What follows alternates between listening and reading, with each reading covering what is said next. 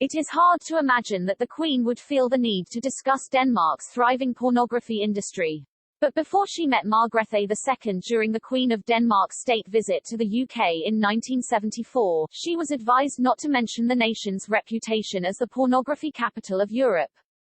Royal biographer and male writer Robert Hardman told the Chalke Valley History Festival yesterday how the information was included in a briefing note for Her Majesty.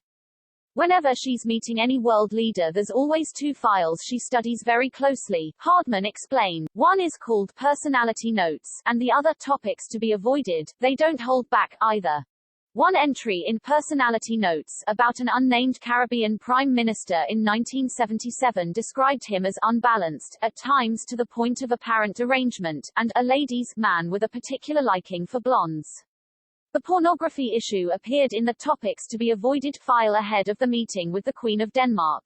It said, Danes are sensitive about Denmark's reputation as the pornography capital of Europe. Hardman, whose book Queen of Our Times, The Life of Elizabeth II came out this year, told an audience at the festival, held annually near Salisbury in Wiltshire and sponsored by the Daily Mail, I think two queens are fairly unlikely to stray into that territory. On the personal effort that goes into her dealings with world leaders, he also revealed the importance of wardrobe diplomacy in his talk, which was supported by the Rothermere Foundation. On her first state visit to Germany in 1965, which was an historic post-war moment, she absolutely nailed it at a state banquet, having commissioned a dress matching the Rococo decor of the palace where it was held. Hardman added, she didn't need to say a word, they were absolutely bowled over by that. What a compliment.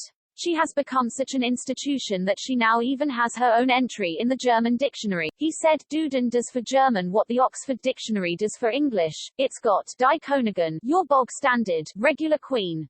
But now it has Die Queen. Last King of Bulgaria pays tribute to wisdom of whom he is unique in having been a monarch and, half a century in exile later, democratically elected Prime Minister of his country. And yesterday Bulgaria's Simeon Saxe-Coburg-Gotha paid a moving tribute to our Queen, calling his cousin a blessed person as he reflected on her long reign. Simeon, pictured, told the Chalke Valley History Festival, it's not ethical or protocol to talk about, with all due respect, a colleague. But I have such endless admiration, not only for the 70 years, but for her wisdom, for Her Majesty's absolutely professional equanimity. There's no superlative that I could really find to say what I feel about this blessed person you have as Queen.